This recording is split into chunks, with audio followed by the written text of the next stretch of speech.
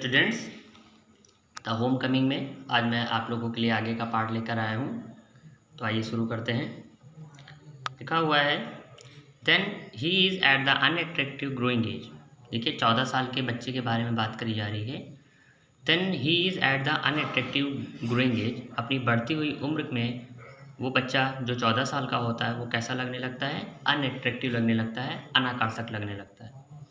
उसमें आकर्षण जैसी कोई भी बात नहीं होती। He grows out of his cloth with indecent haste। अपने कपड़ों में भी वो बड़ा लगने लगता है, उसमें indecent यानी झिझक आने लगती है। His voice grows hoarse and break and quavers। उसकी आवाज़ जो है वो बहुत ज़्यादा हॉर्स यानी कर्कश हो जाती है। क्वेवर्स मिस हो जाता है आपका आवाज़ में थरथराहट होना या आवाज़ में भारीपन आना। तो उसकी आवाज़ थोड़ी भद्दी और भारीपन हो जाती, टूटी फूटी होने लगती, ब्रेक्स उसमें होते हैं। His face grows suddenly angular and unsightly। उसका जो चेहरा है वो कैसा हो जाता है? एंगुलर हो जाता है। एंगुलर मीन्स होता है आपका कुरूप और अनसाइटली मीन्स होता है भद्दा। तो उसका चेहरा कुरूप और भद्दा हो जाता है क्योंकि हल्की हल्की उसकी, आप भी जानते हैं बढ़ती हुई उम्र में चेहरे पर दाने आ जाते हैं, मूछें दाढ़ी निकल रही होती हैं, तो थोड़ा सा उसका चेहरा कोमल नहीं रह जाता बच्चों जैसा। It is easy to excuse the shortcoming of early childhood.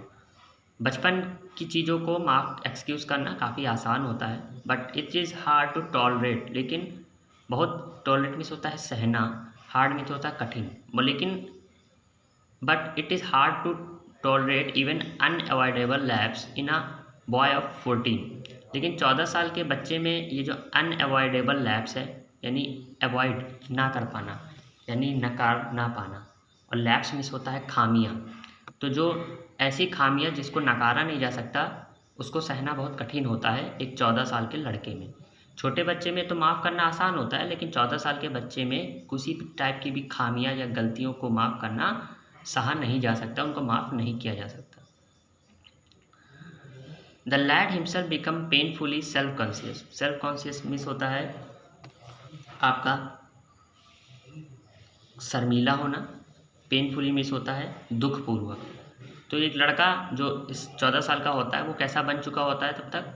Painfully मतलब खुद में ही वो शर्मीलापन उसमें आने लगता है, वो दुख महसूस करने लगता है। When he talks with elderly people, जब वो बड़े लोगों से बात करता है, he is either unduly forward, तो वह ज़रूरत से ज़्यादा ही बात कर जाता है, मीन्स वो आगे बढ़कर बात करता है। ओके, अनड्यूली मिस होता है अत्यंत, फॉरवर्ड मिस होता है आगे, मतलब बहुत अधिक आगे बढ़कर बात करता है।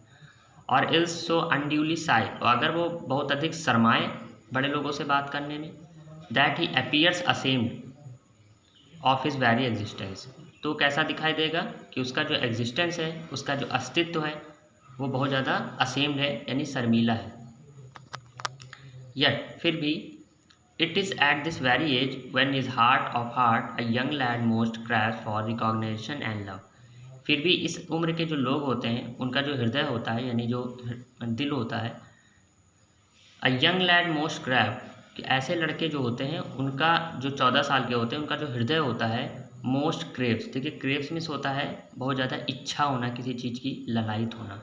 तो उनमें किस चीज़ की इच्छा होती है? फॉर रिकॉग्नाइजेशन, पहचान की, एंड लव और प्रेम की, उनको प्रेम चाहिए और पहचान चाहिए। And he become the devoted slave of any one, और वो किसी के भी स्लेव यानी कि दास बनने को राजी हो जाते हैं, किसी की भी दास बन जाते हैं जो भी उनकी बड़ाई कर दे बस। हु शोज हिम कंसिडरेशन, देखिए कंसिडरेशन में होता है लिहाज करना, तो जो भी उनको उनका लिहाज करेगा, उनका रिस्पेक्ट करेगा, उनको उनकी बड़ाई करेगा, उनको सम्मान देगा, वो उसके दास हो जाते हैं 14 साल के बच्चे। But none dare openly love him, लेकिन उनसे खुल के प्रेम भी नहीं किया जा सकता 14 साल के बच्चे से। For that would be regarded as undue intelligence. Regarded means होता है आपका माना जाना। फॉर दैट, इसलिए उसको कैसा माना जाता है? As undue intelligence. Undue means होता है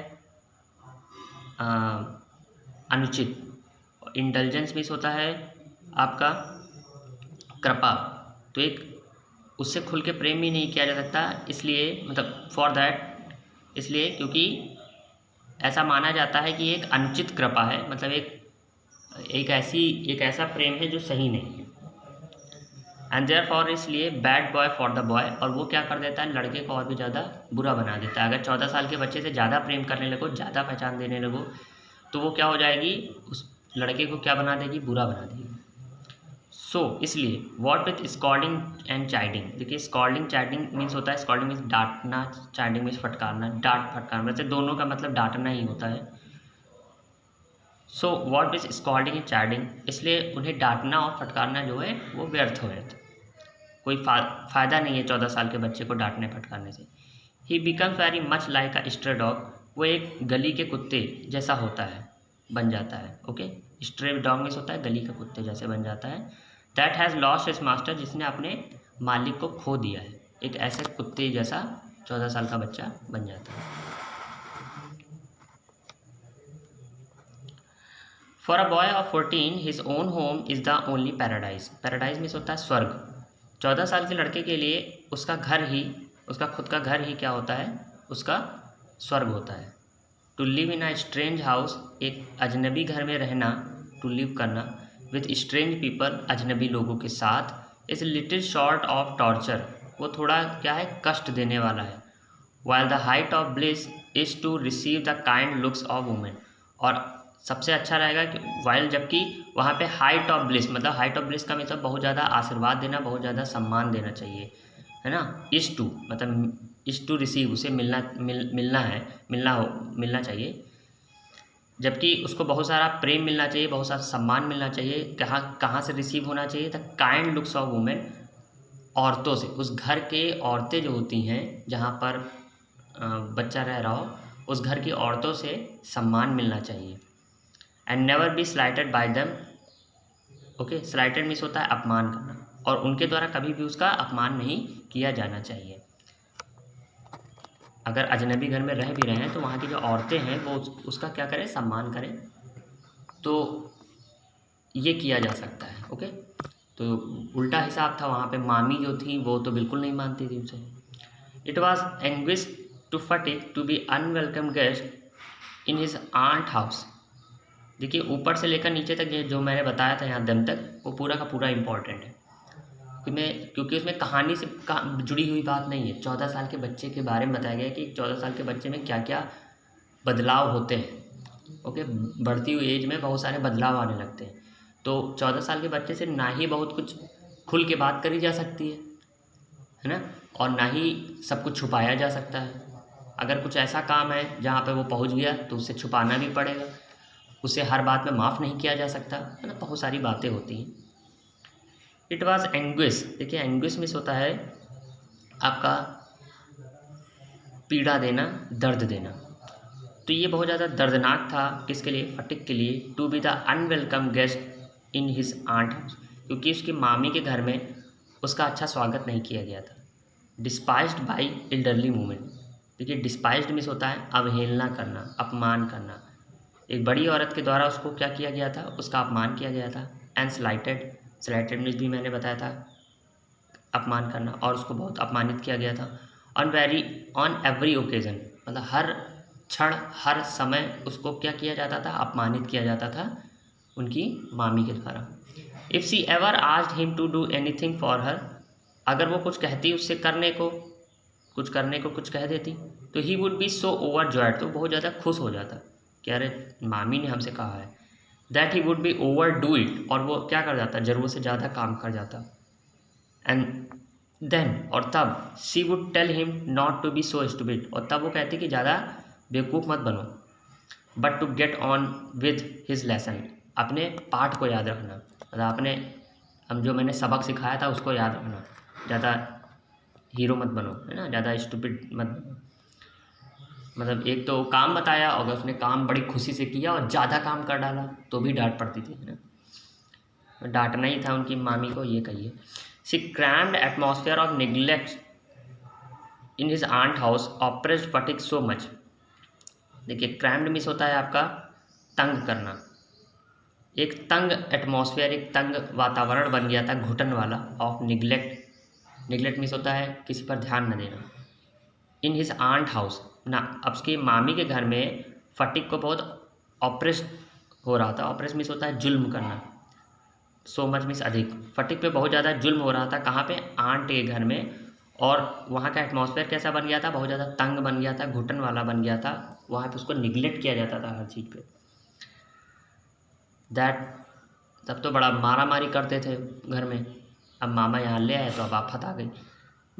ही फेल्ट, उसने महसूस किया दैट कि ही कुड हार्डली ब्रीथ, कि वो बड़ी मुश्किल से ही सांस ले पा रहा है। यहाँ हार्डली मीन्स कठोर नहीं है, हार्डली मीन्स होता है बड़ी मुश्किल से, ये निगेटिव वर्ड है।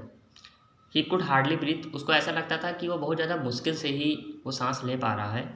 He wanted to go out into the open country, और वो खुली हुई जगह पे जाना चाहता था। एंड फिल हिज लंग्स, और अपने फेफड़ों को, लंग्स को भरना चाहता था। एंड ब्रीथ फ्रीली, और सही से सांस लेना चाहता था। But there was no open country to go to, लेकिन कोई भी खुला स्थान नहीं था जाने के लिए। Surrounding on all side by Calcutta, Calcutta में हर तरफ जो है वो घिरा हुआ है। देखिए कलकत्ता की गलियाँ जो है बहुत बहुत पतली पतली से हैं, ओके, और ऊंचे ऊंचे मकान हैं, बहुत कंजेस्टेड इलाका है, उसी में दबा दबा सा एकदम। और वो तो गांव से आया था, गांव में एकदम खुला एटमॉस्फेयर होता है। Surrounded on all side by Calcutta house and walls, मतलब दीवार और जो घर है कलकत्ता के वो चारों तरफ से घिरे हुए थे। We would dream night after night of the village home, तो वो क्या करने लगा, हर रात जो है वो अपने गांव के घर का क्या देखने लगा, सपना देखने लगा। And long to back there, कि वो कैसे कब समय आएगा कि वो जल्दी से वापस जाएगा। ठीक है, तो इसके आगे का मैं बताऊंगा आप लोगों को कल। यहाँ पे मैं स्टॉप कर रहा हूँ कि वो आप क्या क्या सपने में देखेगा, वो किस चीज़ की चाह रहा है कि वो फिर से वहाँ जाए, वो कैसे उसका समय बिताता था, वो सारी बातें अगले पैरा में बात की। Good day.